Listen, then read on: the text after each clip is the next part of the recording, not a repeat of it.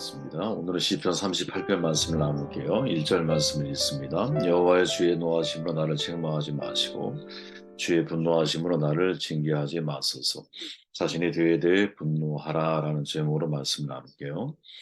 시편 38편은 판원시 혹은 참회시라고 분류됩니다. 시편 150편 중에서 참회시라 불리는 시편이 7개가 있는데 그 중에 하나죠. 130편을 제외한 나머지 6편이 다윗의 시이죠. 그 중에서 6편, 32편, 38편, 51편 이 모두 배경이 같은데 바세바 사건을 배경으로 하고 있어요. 이것이 다윗에게는 굉장히 중요한 사건이었던 거죠. 그죠?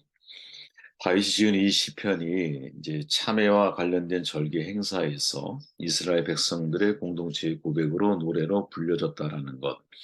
이것은 대단히 우리가 한번 좀 생각해 볼 만한 문제예요. 그죠? 한 개인의 신앙 고백, 또 한 개인의 탄원, 참회에 관련된 이 고백이 공동체 전체의 고백으로 표현되어질 수 있다라는 것은 자신의 공동체 전체가 다 다윗과 같은 죄를 지을 수 있다라고 하는 중요한 전제를 그 속에 가지고 있는 거죠. 지금 다윗은 죄에 눌려 견딜 수가 없습니다.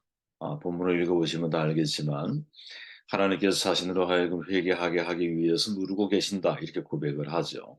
그리고 하나님의 그 마음을 표현할 때 이렇게 말하죠. 주의 노하심, 주의 분노하심, 주의 화살, 주의 손, 주의 진노라고 표현을 해요.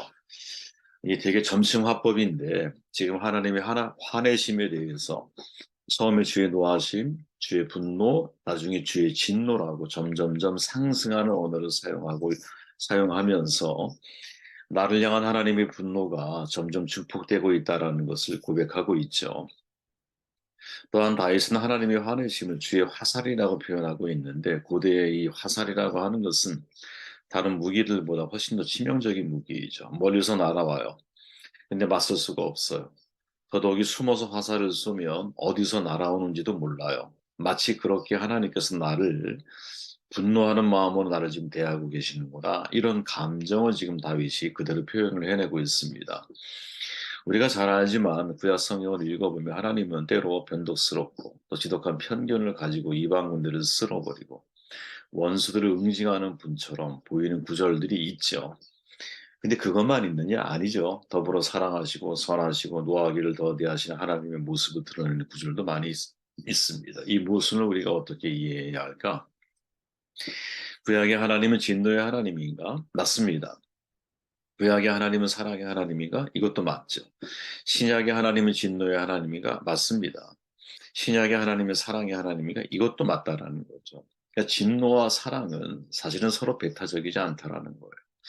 내가 사람을 사랑하기에 깨어진 관계를 보면 분노할 수 있고, 내가 그 사람을 사랑하기에 그 사람이 원수에게 넘어져서 혹은 죄악에 넘어져서 하나님과의 관계를 더 멀리하게 되고 소원하게 되면 마음에 큰 분노를 가지고 있는 거죠. 불의한 세상을 바라보면서 예수님이 의분을 품었던 것처럼 그러한 분노가 우리의 마음 가운데 사랑의 반대편에서는 그러한 분노가 우리에게 작동을 해야 한다라는 거죠. 분노라고 하는 것은 여러분, 우리가 어떤 생각을 하고 있는데 이것이 잘못되었다고 느껴졌을 때 이것을 적극적으로 반대하는 견해를 내가 드러내는 거죠. 그래서 분노의 본질적인 DNA는 격앙된 감정이 아니고 또 급등한 아드레날린의 수치도 아니고 그 기저에 흐르는 본질은 뭐냐면 부정적인 가치 판단이거든요. 다시 말해 누군가가 중요하다고 여기는 일이 잘못되어져 가고 있는 것에 대한 적극적인 불쾌함을 표현하는 거거든요. 그래서 대부분 분노는 여러분 세 단계를 포함을 하고 있어요. 어떤 일이 잘못되었다라고 먼저 인지하는 것, 거기에 대해서 내가 반대의 입장을 취하고 불쾌해하는 것, 그것을 행동으로 표현하는 거죠. 행동으로. 그렇게 사실은 이 분노라고 하는 것은 저는 크게 나쁜 게 아니라고 생각을 하거든요. 근데 문제는 뭐냐면 이 분노가 선한 분노가 있다면 악한 분노가 있다라는 거죠. 데이비드 폴린스라고 하는 분이 선한 분노, 악한 분노라는 책을 썼는데 기회가 되면 한번 읽어보시기를 바래요. 그 책을 통해서 뭐라고 말하냐면 분노할 때 당신이 진정으로 원하는 것은 무엇인가? 그것이 당신에게 어떤 의미가 있기에 그렇게 화를 내고 있는가? 그 상황에서 특히 어떤 부분에 그렇게 화가 나는가라는 것을 면밀하게 살펴야 한다라고 말을 하거든요. 왜냐하면 때로 사람은 악한 목적을 가지고 분노하는 경우가 있기 때문인 거예요. 사울이 화를 내죠. 부하들에게. 그 분노가 여러분 어떤 분노입니까? 선한 분노인가요? 악한 분노인가요? 악한 분노이죠. 왜? 다윗을 잡지 못했기 때문에 화를 내는 거거든요. 우리에게 있어 그런 목적을 가지고 있는 내가 지금 화를 내고 분노하고 있는 것이 과연 어떠한 목적에서 분노하고 있는지를 정확하게 살필 줄 알아야 된다라는 거죠.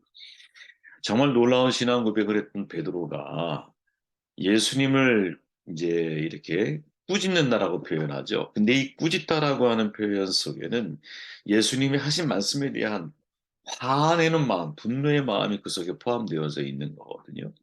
그럴 때의 베드로의 마음의 내면의 목적이 뭐였습니까? 주님이 보실 때 그 사람의 일을 생각했기 때문에 화를 내고 있다라는 거죠. 그렇게 진짜 필요한 것은 뭐냐면 내 내면에 있는 마음의 동기가 바뀌어야 된다라는 거지. 우리 안에 하나님보다 더 사랑하는 우상이 없어져야 한다라는 거죠.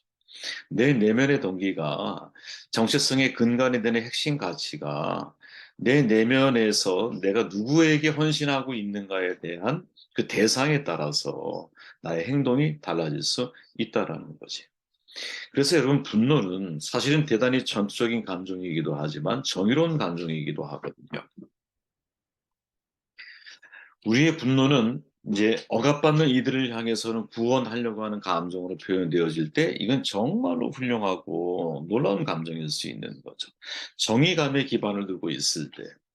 그러나 우리의 분노가 정반대로 나의 감정이나 혹은 나의 이기심이나 혹은 나의 어떤 내 자신을 우상화하거나 혹은 나의 어떤 것만을 관철시키기 위해서 표현되어지는 분노라 할 때는 그것은 악한 분노가 될 수 있는 거지. 그죠? 우리가 잘 알지만 예수님도 분노하시는 분이거든요. 성전에서 그 당시에 성전 종교, 성전 중심의 종교가 있는 사회에서 성전에 들어가서 모든 것을 다 뒤집어 엎는다? 여러분, 이거는 굉장히 어려운 목숨 건 행동 아니에요? 근데 그런 행동을 예수님은 하시잖아요. 벤자민 워필드라고 하는 분이 이렇게 말하죠. 예수님은 세상의 고통의 문제에 연민을 느끼시는 만큼 분노하셨다. 이 두 가지 감정은 예수님의 사역을 지속하게 하는 원동력이었다. 그죠? 연민과 분노가 사실은 예수님이 사역을 하시게 만든 매우 중요한 원동력이라는 거죠. 이 분노를 우리가 이해할 줄 알아야 된다는 거거든요. 이 분노를. 그래서 내가 어떠한 일에 대해서 분노를 할 때 그때 내 내면의 동기가 어디에 있느냐 이것을 살피는 사람이 될 때 내가 선한 분노를 하는 사람이 될 수도 있고 악한 분노를 하는 사람도 있다 될 수도 있다라는 거죠. 저나 여러분 모두가 다 알지만 사람과 관계를 맺다 보면 화날 때 있죠. 그리고 화를 내는 사람을 만나기도 하고. 근데 똑같은 화를 내어도 그 분노가 나를 변화시키는 분노가 있다면 그 분노가 나에게 오히려 화를 자극하게 되는 경우도 있거든요. 그럴 때 나의 화를 혹은 상대의 화를 자극하는 분노의 경우는 대부분 어떤 경우냐면 그 분노가 악한 분노일 때 그렇거든요. 내 내면의 동기가 정말 하나님의 사랑에 기반해서 하나님의 마음을 품고 정말 말씀의 어떤 위배되어져 있는 것들에 대한 분노하는 마음을 가지고 있다면 그 분노는 여러분 사실은 좋은 방향에서 사람들을 변화시킬 수 있는 가능성이 많아요.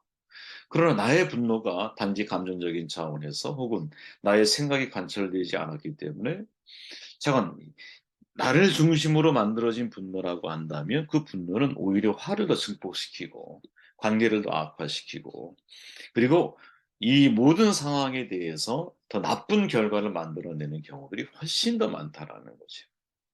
자, 다시 시편으로 돌아가 보면 시인 다윗이 고백하고 있는 주의 노하심, 주의 분노하심, 주의 진노라고 하는 이 점층적인 표현을 여러분 가만히 묵상하다 보면 이건 제 개인적인 건데 이것은 하나님의 진노에 대한 다윗의 고백이 아니라고 봐요, 저는. 이 무슨 말이냐?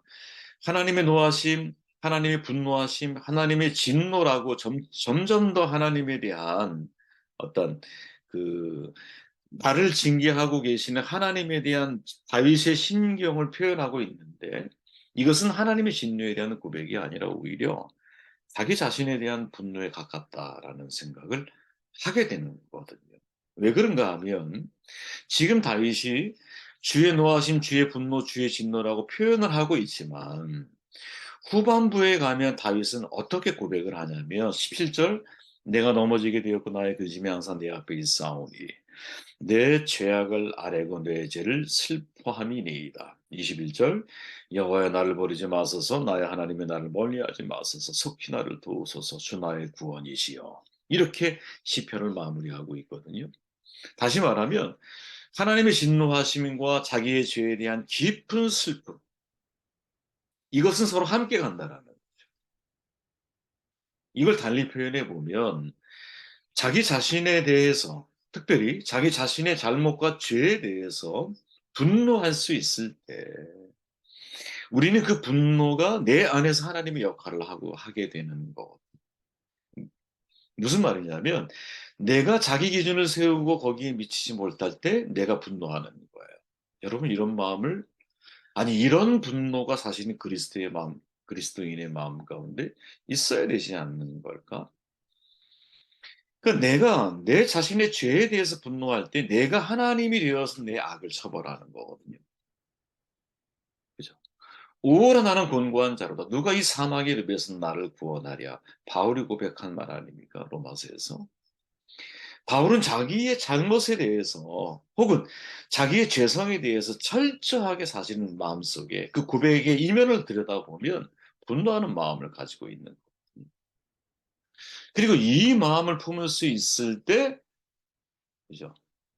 내가 내 안에 있는 악을 처벌할 수 있는 거지. 지금 다윗은 주의 노하심, 주의 분노하심, 주의 진노라고 하는 점증적인 이 표현을 통해서 사실은 자기의 죄에 대해서 더 깊은 심층적인 징계를 스스로 내리고 있는 것이 아닐까 그런 생각을 해봐요. 여러분 마틴 루터의 자기 고백적인 글이 있어요. 비통의 깊은 곳에서부터라는 이제 글인데 제가 앞부분만 좀 읽어드리면 비통의 깊은 곳에서부터 당신께 애통의 목소리를 들어 올려드립니다. 주님, 자비로우신 길을 제게로 들려 탄원을 들어 주시옵소서. 당신이 우리의 비밀스러운 죄와 어두운 악행의 흔적을 찾아내신다. 오, 누가 당신 앞에 서겠습니까? 주홍빛 얼룩을 씻으려면 은혜만이 가능합니다. 아, 우리 일은 모두 헛됩니다. 최선을 다해도 삶은 실패합니다. 당신의 시야에서 누구도 영광스럽지 않습니다. 우리 모두 주님의 권능을 고백합니다. 그리고 우리는 모두 당신의 자비로 삽니다. 그러므로 나의 믿음, 나의 가치가 아닌 주님께 있습니다. 그분에게서 내 영혼의 쉼을 얻고 주님의 말씀이 꺼져가는 내 영혼을 소생시키십니다. 약속하신 자비는 나의 요새요 나의 위안의 달콤한 도움입니다. 나는 잠잠히 인내하며 그분을 기다립니다. 내 슬픔으로 어두울지라도 그리스도는 나의 위로가 되십니다. 쭉 이렇게 나중에 읽어보세요, 여러분. 여러분 루터가 에르프루트의 어거스틴 수도에 있었을 때 항상 루터는 내재, 말씀 이것을 외치며 살았다고 전해져요. 한 번은 어떤 사람이 도대체 루터가 고백한 죄가 뭐길래 궁금해서 그것을 집중적으로 연구를 해봤대. 근데 내용을 이제 확인해 보니까 별게 아니라는 거예요. 전부 마음으로 짓는 죄였다라는 거야. 루터가 고백한 게. 의심하는 죄, 절망하는 죄, 세상으로 기우는 죄, 특별히 시기와 질투하는 죄. 이 모든 것들이 참으로 많은 죄를 지었다고 생각한 루터가 그 죄가 고민되어서 견딜 수가 없었어요. 그래서 매일같이, 그죠? 그 어거스틴 수도 원장인 요하네스 폰 슈타우비츠를 찾아가서 고해 성사를 냈대. 아침, 점심, 저녁. 어떤 날은 여러분 하루에 20번을 가서 고해 성사를 한 적도 있대요. 그러니까 루터가 너무 자주 오니까 수도 원장이 지쳐가지고 루터에게 말했다 그러잖아요. 야, 루터야, 죄 좀 모았다가 가져와. 이렇게 말을 했대요. 그만큼 루터는 자기 죄에 대해서 괴로워했다라는 거지. 견딜 수 없어 했다라는. 그 이면에는 여러분, 자기 자신에 대한 숨은 분노가 있는 거죠. 내 마음에 대해. 예수께서 여러분 빌라도 법정에 재판 받으실 때 친히 올라가셨던 계단이 있다고 전해지잖아요. 훗날 콘스탄틴 대제가 어머니 헬레나, 대제의 어머니 헬레나가 예수를 믿게 되고 예수님을 사랑하게 되면서 올라가셨던 그 빌라도 법정의 계단을 다 뜯어가지고 로마의 성계단 교회로 옮겨 놓았다 그러죠. 이것을 거룩한 계단이라고 해서 여기를 무릎으로 기어 올라가면서 회개를 하면 죄사함을 받는다는 전설이 있었어요. 루터가 그 일을 한 거야. 한 계단 올라가면서 회개하고 한 계단 올라가면서 회개를 해. 무릎이 다 가져서 피가 흐를 정도로 그렇게 계단을 아무리 오르락 내리락 하더라도 죄사함에 대한 확신을 얻을 수가 없었던 거예요. 그러던 어느 날 루터에게 번개처럼 들려오는 음성이 있었죠.